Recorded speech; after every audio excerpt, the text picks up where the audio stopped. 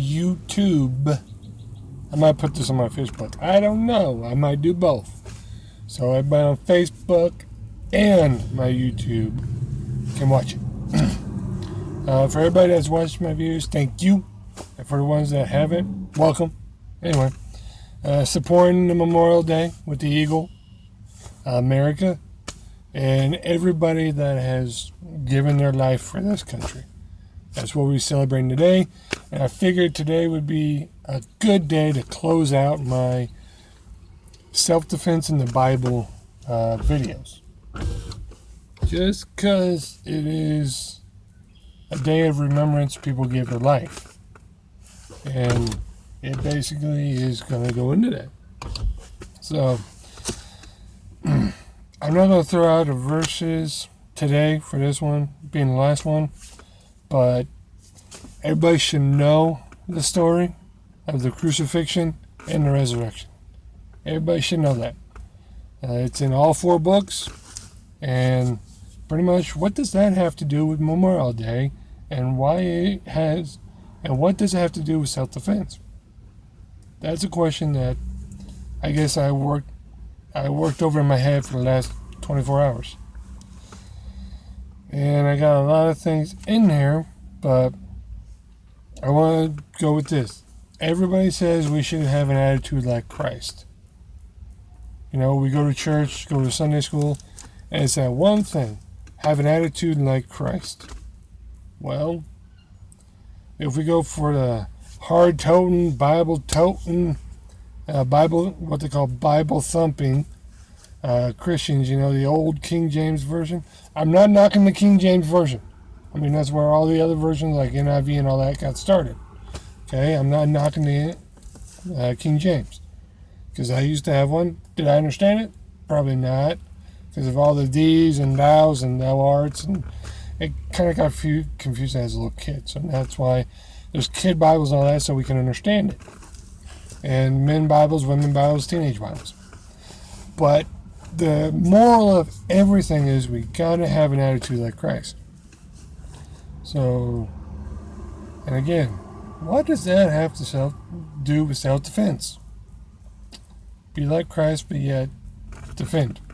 Well, I'll throw out another question. Now you might be able to answer here, and I'll answer it for you. Why was he crucified? Why?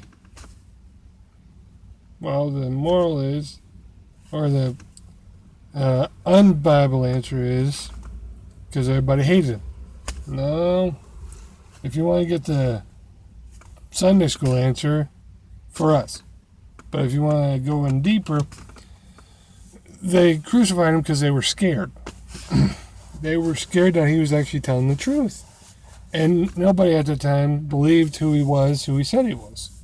And the ones that did, they thought they were in a cult or they were crazy.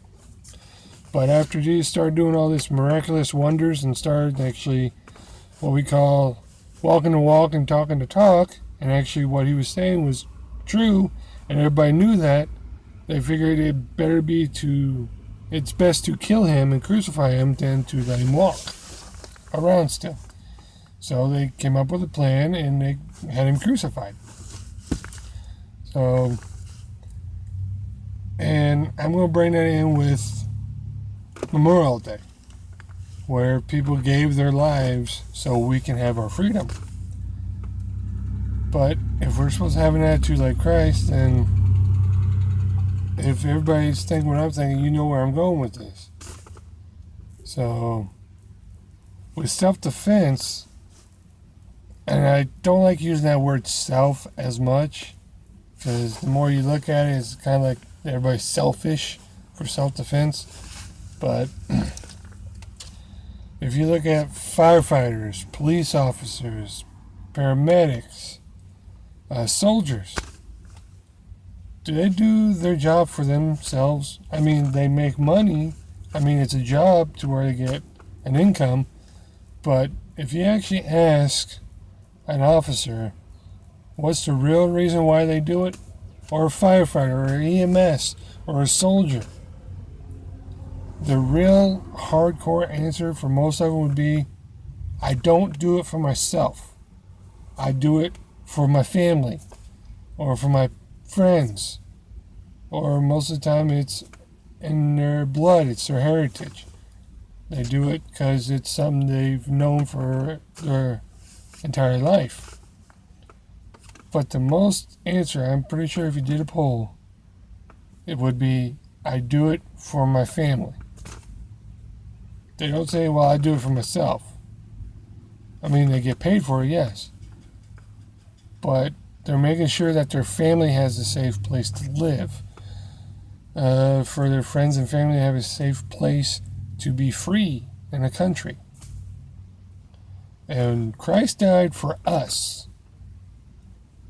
He died so we can be free of sin. So anybody that says Christ did not defend us, or he loved us enough to take the ultimate price, or to pay the ultimate price, which is to give up his life. And with everybody that I mentioned with the job titles, they give up in the military. They sign up for something that if they go into a job title that could possibly lead to death, they're still doing it because they know what they're doing is out. The risk of their job does not compare to their family either being tortured or something by a different country or having structured rules for living. And officers, when they do their job, they're making sure that everybody on the road is safe. They're making sure that when their family's on the road, they don't catch the next drunk driver or speeder or kidnapper.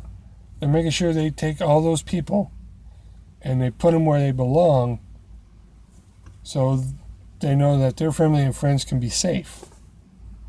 Basically, the moral of it is the ones that are in those jobs, whether security officers, firefighters, military, whatever, they're doing it for a bigger purpose or a bigger plan than just themselves. So if you look at it, God came down here for something bigger than what he is. He didn't come down here for himself. He came down here for a purpose, for something bigger that nobody's seen beforehand. I mean, they had prophets saying this will come to pass. And nobody believed it until it came to pass. So God defended everything he had, which was, I guess that's not a real good word. He defended our lives, our eternal lives, not just the moral life, not just the bodied life, where on the day of remembering the military that have died, they gave their lives for our freedom here on earth. But God gave up his own life for our eternal life, the infinity life that we will have.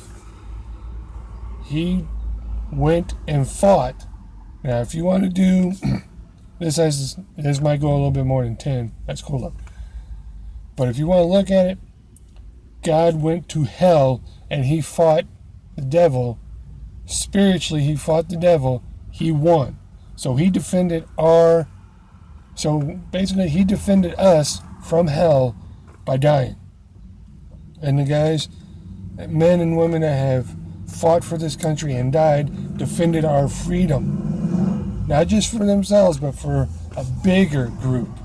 Family, friends, babies, children, everybody defended it for a bigger retrospect of things.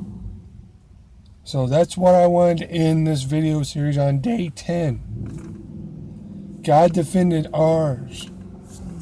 God paid the ultimate thing, and he done the ultimate self-defense possibility in the world.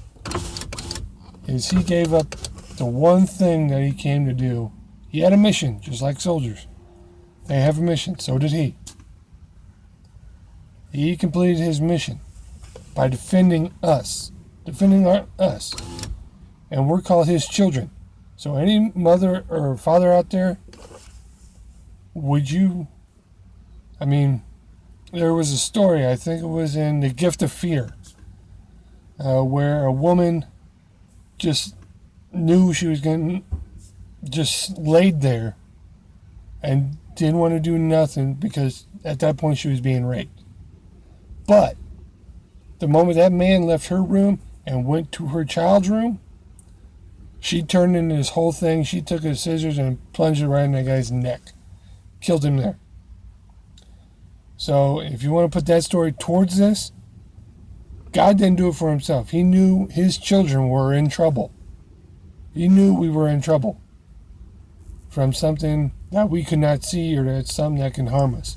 He came down and he gave his life to defend our lives. So anybody tells you from all these videos, if you haven't seen them all, go back through and look at all the videos and see where I started and where this one's ended. So if anybody tells you there is not a self-defense verse in the Bible, I can let you know, and you can go back to the other ones where I give the verses. Tell them to read their Bible again.